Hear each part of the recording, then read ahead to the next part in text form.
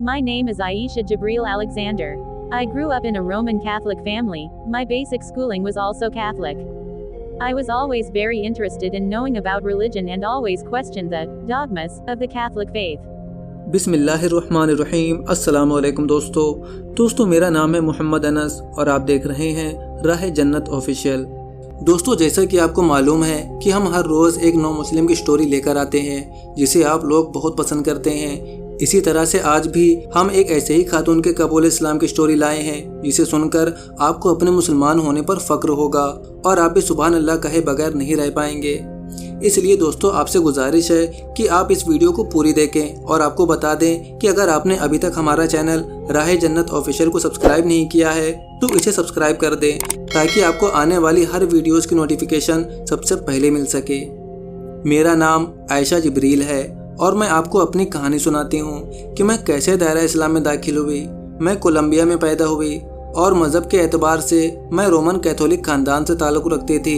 मुझे बचपन से ही मज़हब के मुतालिक जानने का बहुत शौक़ था। मैं बचपन से ही अपने मज़हब और अक़ीदे के मुतालिक बहुत सवाल पूछती थी, मगर जब मैं मज़हब के मुतालिक बुनियादी अक़ायद पर सवाल उठाने लगी तो मुझे ये कहकर खामोश कर दिया जाता कि तुम्हें इसके बारे में सवाल नहीं पूछना है, बल्कि तुम्हें ईमान लाना है और अक़ीदे पर सवाल उठाना जुर्म है।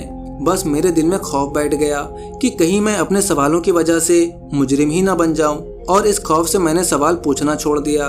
जब मैं 19 साल की हुई तो हमारी फैमिली हिजरत करके अमेरिका आ गई और यहाँ मुझे पढ़ाई के साथ साथ पार्ट टाइम मुलाजमत भी करनी पड़ती थी क्योंकि मेरे वालिद हमसे अलग हो चुके थे और मेरी वालिदा अकेले ही घर चलाती थी।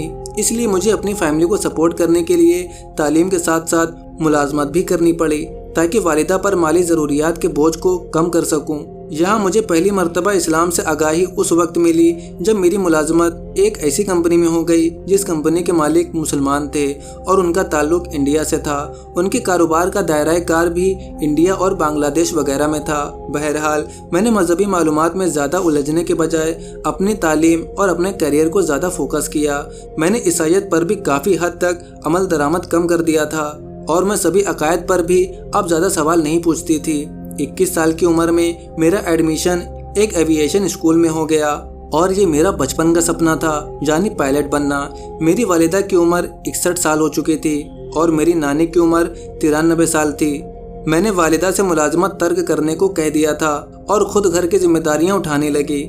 मैंने 24 साल की उम्र में तमाम इम्तिहान पास करके पायलट का लाइसेंस हासिल कर लिया था। इन सारे गुज़िश्ता सालों में मेरा फोकस सिर्फ मेरा करियर था और मैं मज़हब से बहुत दूर हो चुकी थी।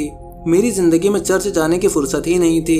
फिर मेरी शादी हो गई और ये मेरा ज़िंदगी का सबसे बुरा दौर था। मेरा शौहर बहुत ज़्यादा घरेलू तशद्दुद करता था और आखिरकार 2 साल बाद ही मैंने उससे तलाक ले लिया, मगर मेरे अल्लाह ने मुझे अपनी रहमत से एक बेटा दिया था। इन सब गुज़िश्ता सालों में मुझे बतौर पायलट कई ममालिक के सफ़र करने का मौका मिला। मैं अक्सर फ़्लाइट के साथ अमेरिका से साउथ अफ्रीका और मलेशिया जाती, जहां कई मुख्तलिफ मज़ाहिब हैं और कल्चर को जानने का मौका मिला, ख़ास तौर पर मलेशिया में, क्योंकि मलेशिया में 3 मुख्तलिफ मज़ाहिब और कल्चर हैं। अगरचे मलेशिया एक मुस्लिम मुल्क है, मगर यहाँ बुद्ध मत और हिंदू मज़हब के लोग भी कसीर तादाद में पाए जाते हैं। इस दौरान मैंने कई एयरलाइन कंपनियां बदली और जब भी मैं एयरलाइन बदलती मेरा ट्रैवल रूट भी बदल जाता। बहरहाल मैंने एक बेहतर और एक बड़ी कंपनी को ज्वाइन किया तो मेरा अक्सर सफ़र यूरोप और मिडिल ईस्ट में रहने लगा। यहाँ मैं आपको बता दूं कि एविएशन की फील्ड में ख्वातीन पायलट की तादाद न होने के बराबर है। यही वजह थी कि जब भी किसी मुल्क के सफ़र पर जाती तो मुझे मर्दाना स्टाफ से हटकर अलग कमरा मिलता और मैं खुद को फ्लाइट के बाहर होटल में बिल्कुल अलग थलग और तन्हा महसूस करती।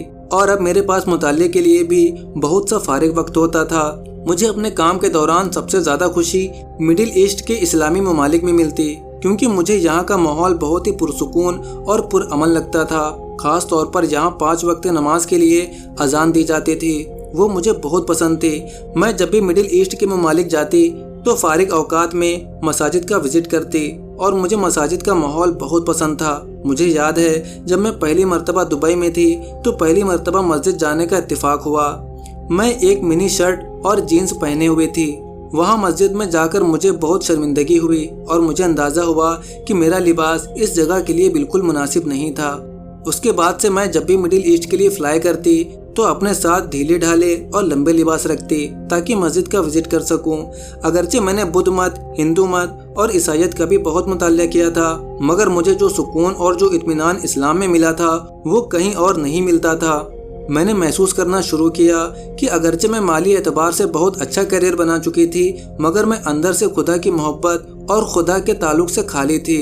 کیا میری زندگی کا مقصد یہی ہے کہ میں پیسہ کماؤں اور پھر ضروریات زندگی میں خرچ کروں اور بل ادا کروں؟ میرے اندر سے یہ سوال پیدا ہوتا تھا اور مجھے ہمیشہ اس کا جواب یہی ملتا کہ نہیں، یہ زندگی کا اصل مقصد نہیں ہے۔ میں نے محسوس کیا کہ اللہ میری زندگی کے دروازے پر بار بار دستک دے رہا تھا اور میں دروازہ بند کیے بیٹھی تھی۔ وہ مجھے اپنی طرف بلا رہا تھا اور میں اللہ کی پکار سن کر بھی انجان بنی بیٹھی تھی۔ پھر وہ وقت آ گیا جب میرے دل سے آواز آئی کہ میرے لیے اسلام ہی بہترین راستہ ہے۔ یہ وہ وقت تھا جب میں مڈل ایسٹ میں تھی اور اچانک اذان شروع ہو گئی۔ اذان سنتے ہی میری آنکھیں آنسوؤں سے بھر آئیں اور میں نے اپنے برابر بیٹھے کو پائلٹ سے چھپانے کے لیے کالا چشمہ لگا لیا۔ The moment I said Islam was for me, it was in the Middle East. When I heard the call for praying, they call it azan, at that moment I had to cover my eyes with my sunglasses in front of the other pilots that were with me on the way to the restaurant because my eyes covered with tears. I felt like saying, stop, I have to join this pray. I still remember one of them making fun of the songs of the Quran. ہم hotel میں بیٹھے کھانا کھا رہے تھے۔